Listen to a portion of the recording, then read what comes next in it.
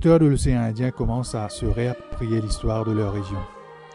Après Natacha Pana qui a mis à nu l'administration française à Mayotte, Emmanuel Jeanbrun nous parle du Bomidom dans Roch Sakai, soit les travers de la colonisation française à Madagascar. Je ne suis pas arrivé tout de suite à l'écriture, je suis passé par la case opéra, puisque dans l'écriture de livrets d'opéra, pendant à peu près une dizaine d'années, avec le Théâtre Volard, nous avons fait de l'art lyrique. Et puis, un ami à moi a fondé une revue de nouvelles, qui s'appelle la revue Cagnard, qui est une revue entre l'île de la Réunion et puis Paris. Donc c'est un réunionnais de France, on va dire. Et donc, il m'a demandé d'écrire, comme c'était un ami, et j'ai commencé comme ça, tout à fait fortuitement. Et puis, il y a eu comme un déclic, enfin, disons que ça a bien plu au lectorat. Et donc, j'ai écrit à peu près 5 nouvelles pour cette revue, 5 numéros. Et à un moment donné, une des nouvelles qui était autour de la colonie de la Sakai à Madagascar, c'est une nouvelle qui a grossi. Et au bout d'un moment, je me suis aperçu que ça devenait un roman. Voilà comment, fortuitement, je suis devenu romancier. Alors, rock, parce que c'est un musicien rock, donc il y a un destin de la musique rock à l'île de la Réunion, puis c'est la musique d'une génération. Hein, donc, puis la Sakai, parce que le Sakai, qui veut dire piment en malgache, c'était le nom de la rivière où était établie une colonie agricole réunionnaise entre 1952 et 1977. Donc en fait, l'idée, c'était, pour l'État français, c'était de constater qu'il y avait trop de chômeurs dans l'agriculture, notamment dans les Hauts de la Réunion, avec des familles trop nombreuses. C'était de donner des terres à des gens qui n'en avaient pas et qui étaient versés dans l'agriculture et de leur permettre de cultiver et de vivre avec leur famille. Donc il y avait une région à l'ouest de Tananarive qui était vide d'habitants, une région de collines, de terres en latérite. Donc on a transformé cette région, on l'a transformée en colonie agricole. Alors cet endroit, donc, qui s'appelle la Sakai, il y avait un bourg, une petite capitale, et puis ce qu'on appelle des zones agricoles, regroupant des fermes. Et chaque zone donc, avait un certain nombre, il y avait sur chaque colline, il y avait une petite maison, une petite case avec des éléments, des outils agricoles, des choses comme ça. Et donc cette colonie a prospéré, c'est-à-dire elle s'est transformée peu à peu en élevage de porc. Et il y a une grosse usine de viande de porc qui a été à un moment donné la 3e du monde, donc ça a été une sorte de réussite industrielle. Et l'indépendance malgache en 2 temps, puisqu'il y a l'indépendance dans les années 60 et puis il y a l'arrivée au pouvoir des militaires, puis de Ratsirac à partir de 1972, qui font que les Réunionnais doivent partir. Et donc j'allais dire, il était un peu inconcevable que dans ce pays devenu indépendant, qui reste comme ça une sorte d'abcès, pour eux c'était une sorte d'abcès avec des étrangers. Donc c'était une drôle de société, puisqu'il y avait 3 niveaux. Il y avait les Vasas, les Français de France, j'allais dire, qui dirigeaient le truc, avec les ingénieurs, etc. Il y avait les agriculteurs réunionnais, et puis il y a une grande quantité d'ouvriers agricoles malgaches. Donc c'était un peu une société à 3 vitesses. L'avantage étant qu'il y avait un service de santé efficace, il y avait un service scolaire tout à fait efficace, dont on bénéficiait, dont la moitié des élèves étaient des malgaches eux-mêmes. Donc, alors comment ça s'est terminé? À partir de 1972, ils savaient qu'ils devaient partir. Alors il y a eu des tentatives de créer une Sakai malgache à côté, qui n'a pas vraiment fonctionné. Et puis il y avait eu une sorte d'interdiction d'arrivée de nouveaux colons, que les terres récupérées devaient automatiquement aller à des paysans malgaches. Au fur et à mesure, donc la population a diminué.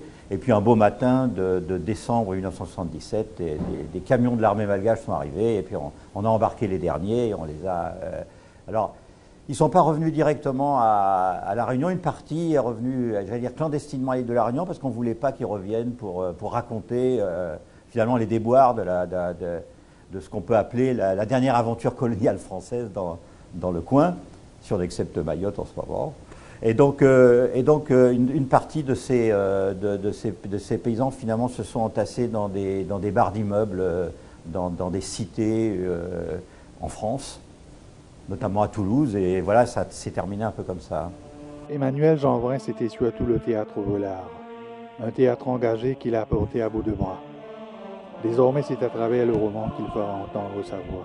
Alors à Madagascar, très bien, parce que je l'ai présenté là-bas, à la suite d'un travail sur l'opéra qu'on faisait. Donc j'ai pu pendant une semaine promouvoir le bouquin. Alors ce qui a été j'ai eu les félicitations d'une... Moi je voulais pas me mettre à dos finalement, parce que je raconte une histoire coloniale finalement qui n'était pas ce qu'un malgache d'aujourd'hui a envie d'entendre. Et puis en même temps, ce sont des souvenirs des événements de 72. Et donc tous ces jeunes, toute cette jeunesse, puisque mon héros est noir, hein, et donc toute cette jeunesse qui a vécu des idées un peu révolutionnaires, tout ça avec en arrière-fond Bob Dylan et Jimi Hendrix, ce sont restés des souvenirs générationnels. Et mes collègues écrivains malgaches, il y en a une qui m'a dit j'aurais aimé écrire ce roman, donc de parler des époques modernes, puisque dans nos îles, on a tendance à raconter le passé et à oublier un peu ce qui se passe en ce moment et comment l'histoire récente finalement a formidablement transformé les choses. À Maurice, c'est évident, à La Réunion aussi, et puis à Madagascar, même si et la pauvreté est encore extrême, enfin, chaque malgache qui se respecte a son téléphone portable hein, de nos jours. Donc, j'allais dire, nous avons tenté, mais la revue Cagnard a essayé de le faire, aussi de trouver une littérature, j'allais dire, contemporaine, qui parle d'aujourd'hui, avec des gens d'aujourd'hui et des problématiques qui sont forcément des problématiques modernes. Vous avez de la chance, votre premier roman est édité chez Gallimard.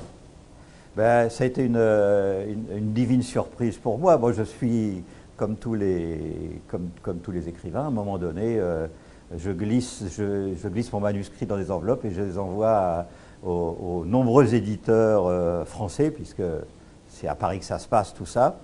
Et donc assez vite, 6 mois hein, quand même, votre ouvrage passe dans des comités de lecture, et donc j'ai eu une réponse positive donc, de la collection Continent Noir de Gallimard. Donc ça a été une bonne nouvelle pour moi, et après on rentre dans un circuit un peu professionnel qui fait qu'on est quand même bien pris en charge, et surtout que l'ouvrage est distribué. Roxacaille, édité chez Gallimard, est hautement recommandé. Il est disponible en librairie à Metz. Là, je dois terminer un opéra qui s'appelle Freedom, sur cette fameuse radio réunionnaise populaire. Et donc, je suis en train de me transformer un peu à peu en écrivain, donc je continue à écrire des nouvelles. Donc là, avec cette revue Cagnard qui poursuit sa route. Donc ça sont plutôt des histoires courtes, etc. Et pour le roman, donc je suis parti dans l'écriture d'un roman qui va mettre dans le coup les Comores et Mayotte. Hein. Donc ça, c'est pas, comment dirais-je, je suis dans les prémices de ce travail-là, puisqu'il faut que je me rende dans ces îles, il faut que je fasse comme Natacha Apana, c'est-à-dire qu'il faut que j'aille vivre. Voilà, cette île de Mayotte et les Comores sont des préoccupations régionales actuellement, et pleines de problématiques qui viennent s'ajouter aux nôtres d'ailleurs, mais qui en ce moment ont l'écoute du public, avec pour la France l'affaire des réfugiés, de ces gens, de ces boat people qui traversent dangereusement entre Moroni et puis Mayotte, et puis des problématiques aussi religieuses, puisqu'il y en a pas mal à l'île de la Réunion qui sont installées maintenant, et donc on voit arriver aussi les problématiques du voile, du rôle de la femme, etc. Ce sont des problématiques musulmanes nouvelles, donc les musulmans de la Réunion, c'était pas ça avant. Maintenant, c'est en train de se transformer sous la pression et les pressions que l'on connaît.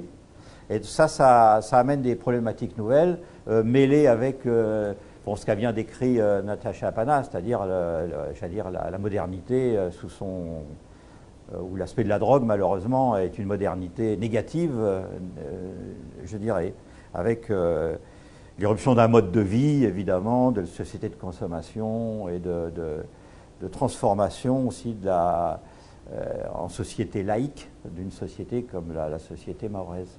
C'est important pour moi puisque je considère la région de l'océan Indien, donc incluant toutes les îles. Je considère aussi la notion de créolité, qui est évidemment différente chez chacun, les notions de métissage aussi, sachant que le métissage malgache, évidemment, n'est pas le métissage des îles.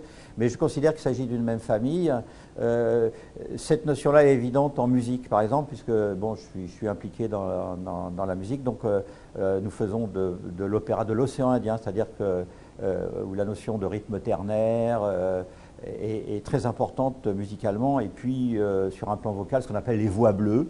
Les voix bleues, c'est une façon de chanter, un timbre propre aux Malgaches, mais aussi propre j'allais dire, à leurs cousins qui sont Maurice et La Réunion. Alors, le roman ne parle pas spécifiquement de Maurice, mais une grande quantité des créoles de Madagascar étaient des Mauriciens, donc un peu sous administration française. Mais j'ai eu beaucoup d'amis comédiens qui étaient mauriciens, qui m'ont raconté des histoires, et j'ai écrit des nouvelles de familles mauriciennes qui s'est retrouvées à Madagascar. Donc je me disais que quelque part, il y a une histoire commune, et de nombreux Malgaches ont été fichus dehors aussi au moment après 72. Ça a été un drame pour tous ces colons qui à différents niveaux, étaient là-bas et à qui on a demandé de partir. Et qui maintenant reviennent plus ou moins, puisque au jour d'aujourd'hui, il y a pas mal de Mauriciens à Madagascar. Au franchissement de la rivière, Jimmy se sentit vraiment chez lui. La Sakaï, cette vitrine du colonialisme français, cette terre prise aux Malgaches pour y installer une coopérative d'agriculteurs réunionnais, avait rétréci comme peau de chagrin. L'administration tentait bien de retenir les candidats au départ, mais les paillettes, les Waro, les Cadets, les Potins, les Dijous, ces petits blancs implantés par vagues successives depuis 1952, ne voulaient plus rester. Les manifestations étudiantes de 1972 à Tananarive avaient porté au pouvoir des militaires qui demandaient ouvertement le départ des colons. C'était la fin. L'ambassade de France, giscardienne, s'était fait une raison et négociait en douce une indemnité pour la remise des infrastructures. On disait que les Libyens, nouveaux alliés du régime avec les Coréens du Nord, étaient prêts à reprendre l'affaire. Monsieur Albert, un gaulliste, créateur de la colonie et directeur du Bumidum, s'acharnait à entretenir une présence française à Babetteville. À l'entrée du bourg, Jimmy constata combien la situation avait empiré. Les panneaux indiquaient désormais « en Kaninandroy ». Il y avait un gros attroupement et un barrage de police, des regards hostiles et soupçonneux. L'annonce gouvernementale avait attiré une foule de chômeurs et de sans-terre qui campaient dans des abris de fortune en attendant la suite. Les murs étaient couverts de slogans nationalistes et des leaders descendaient de la capitale pour tenir des meetings.